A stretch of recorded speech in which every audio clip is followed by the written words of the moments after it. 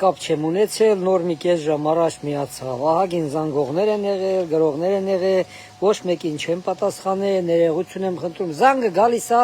բայց որ VPN-ը չկա, չի միանում, կապը չի լինում։ Ժողովուրդ ջան, այսօր ես երեկ էի ուզում, ուղղակի կապի պակասության խաթր չկարողացա այդ թեմայով խոսամ, բայց այսօր ուզում եմ ես այդ մի հատ Սամվել Կարապետյանին ուզում եմ մի հատ հարց տամ։ Ես այդ մարդուն հարգում եմ, բայց ուզում եմ իր ամեն մի խոսքը ըլի տոչնի, էլի։ Հասկանում եք, ես իրականում հարգում եմ Սամվել Կարապետյանին։ Ուրեմն նայեք, հարցը ինչումն է, Սամվել Կարապետյանը, իր տանից լրագրողների մոտ հայտարարություն տարածեց, որ Իրան հենց առաջի շաբաթվա մեջ, երբ որ ձերբակալել էին, ինչ որ առաջարկություն են արել, բան են արել, որ իբր Իրան հեծնել ետ կտան, ամեն ինչն էլ կանեն, միայն թե ինքը քաղաքականություն չմտնի։ Սամվել Կարապետյան ջան, եթե կա նման բան, դե մի հատ ժողովրդին պարզ ասեք, ով է այդ բանը ձեզ ասել։ Ով է ձեզ այդ առաջարկությունն արել, ինչ չեք ասում, ում համար եք պահում, եթե այդքան բանն ասել եք, լրիվ ասեք։ Գագիկ Ծառուկյանն էլ կարող է այսա հայտարարի ասի, Իրան առաջարկել են Բելարուսիայի պրեզիդենտ դառնա, հետո ամեն բան էլ կարանք ասենք ունենք խոսքը էլի ասում ենք, դե հիմա ով է առաջարկել, ասեք մարդիկ իմանան, հասկանան ինչը ինչոց է, հիմա այնքան բան կարելի ասել, որ մեզ սենց բան են առաջարկել, մեզ նենց բան են առաջարկել, հենց նենց օդում, կարող է մեկն էլ ասի ինձ առաջարկել են, ես Ռուսաստանի նախագահ դառնամ, ասենք Պուտինի տեղը, բայց ով է առաջարկել, կա նման առաջարկներ, ասեցեք, ասա, ես ինչ մարդը, ասա Նիկոլ Փաշինյանը սենց բանա ինձ առաջարկել, կամ ինչ-որ մեկը, դե հենց պատահական զրույցներ եք անում, դե ժողովուրդը սավսեմ հիմար չի, այդ ձեր ցավը տանեմ, ամեն ինչը խոսքը որ ասում եք, խոսքը պետք է հիմնավոր ասվի, հենց նենց օդում, նենց մարդկանց խաբելով, բանանելով չի, ձեր ցավը տանեմ, այդպես չի կարելի Չի կարելի այդ ձև վերաբերմունք ցույց տալ։ Խաբելով չի այ մարդ, ճիշտով, ճիշտն է մենակ հաղթում։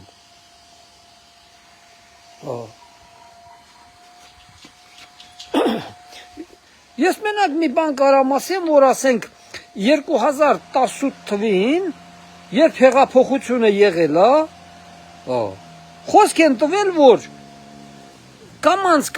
այն ինչ որ ծախվել է, վաճառվել է օտար երկրներին, լրիվ ետ է վերադարձվելու։ Հիմա եթե հեծը ետ է վերադարձվում, հետա երադարձում, նա այլևս հնարավոր չի ինչ որ մեկի տալ։ Տալու են միջև 49%-ը,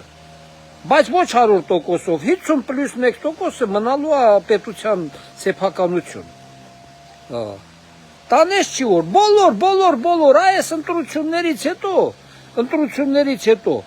միջև 31 թիվը, լրիվ ինչ կա չկա, սաղ 50+1%-ը պետությանն է անցնելու, Գազպրոմից բռնացրած, ատոմակայանից դուրս եկած, լրիվ ինչ կա, այն ինստիտուտները, բանա, որ վաճառել են Ռուսաստանին, բան, լրիվ 51%-ը անցնելու է Հայաստանի պետությանը։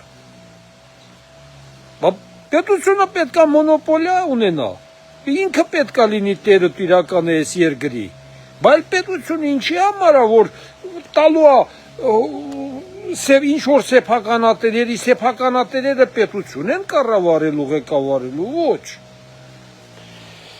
Սենց բաներ, եթե հնարավոր է, Սամվել Կարապետյան ջան, եթե այդ բանը ասել ես, այդպես կիսատ պրատ բաներ ասելը, դա ճիշտ չի, էլի։ Հիմնավորի, ասա, այս ինչ մարդը, այդ մարդն էլ թող կանգնի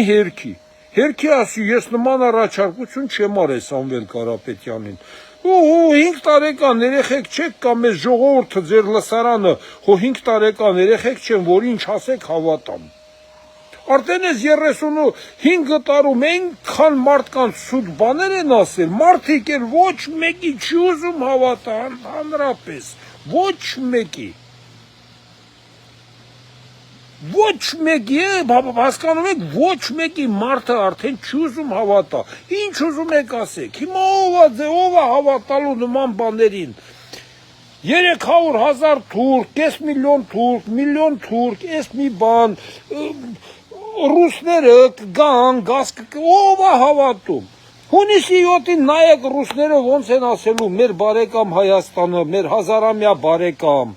Այսօր ընտրությունները նման բաներ են ասում, վաղը ընդհանրապես ուրիշ բաներ են ասելու։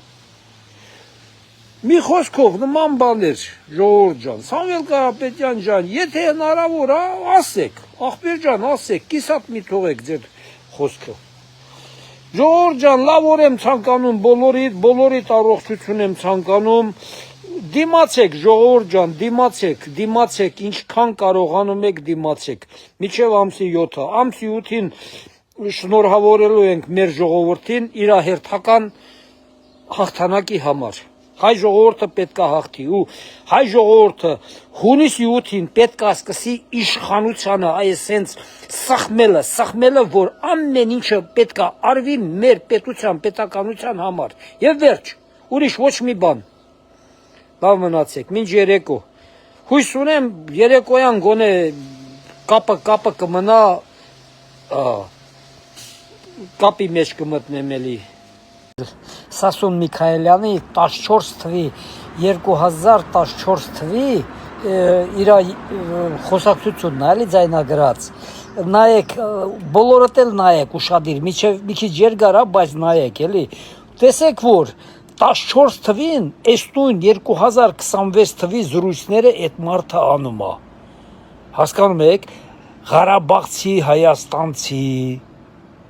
ուշադիր նայեք, տեսեք ինչքան հետաքրքիր զրույցներ, որը մենք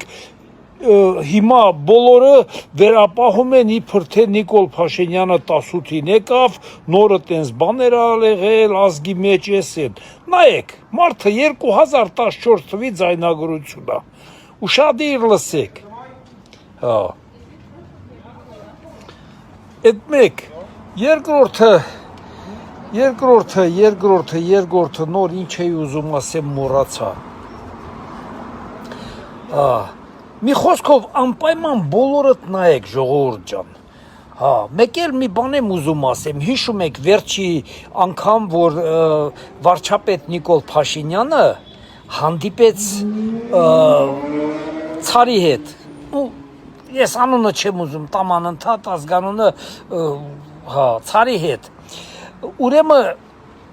նրանց հաջորդ հանդիպումը, եթե չեք սխալվում, պայմանավորվել են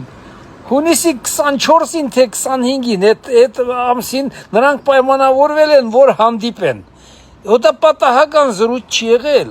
Ես ուզում եմ այսա լսեն Սամվել Կարապետյանը, Գագիկ Ծառուկյանը եւ մյուսները, որ նրանք արդեն պայմանավորվածություն ունեն, որ հունիսի 25-ին թե 24-ին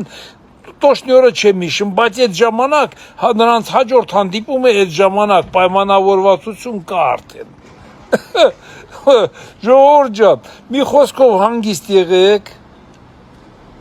եղեք արխեին, դրանք չեն էլ անցնելու, Փաշինյանը, որ ասում է շեմը չեն անցնելու, բոմժեր են դառնալու, հավատացեք, 100% տենց էլ լինելու է։ Բոլորիդ բարի գիշեր եմ ցանկանում, այսօր հենց բան չկա, էլի հետարքիր նորություններ չկա, հետարքիր նորությունը դե անդոնա, դա է դրա մեջի հետարքությունը, որ ազգի մեջին այդպես լրտեսներ են հայտնվում, դա արդեն ոչ թե հետարքիր է, շատ ցավալի ժողովուրդ ջան, մի խոսքով լավ եղեք։